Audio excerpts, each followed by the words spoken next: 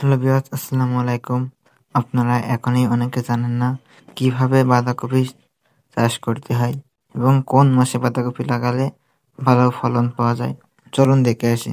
September থেকে October চারা তৈরি করার পারফেক্ট সময় হচ্ছে অক্টোবর থেকে ডিসেম্বর। চারা রোপণের সবচেয়ে ভালো সময় জানুয়ারি থেকে মার্চ। বাঁধাকপি সংগ্রহের সবচেয়ে ভালো সময়।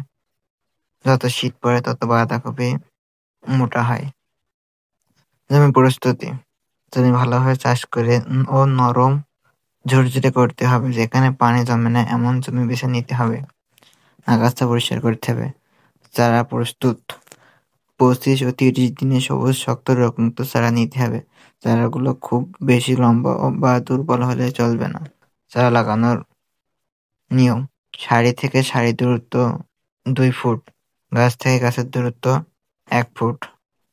বাঁধাকপিতে সাধারণত যেসব পোকা লাগে: পাতায় মরানো পোকা, লাফা পোকা, বাঁধাকপি ছোট ছোট পাতা ঘাতক পোকা ইত্যাদি।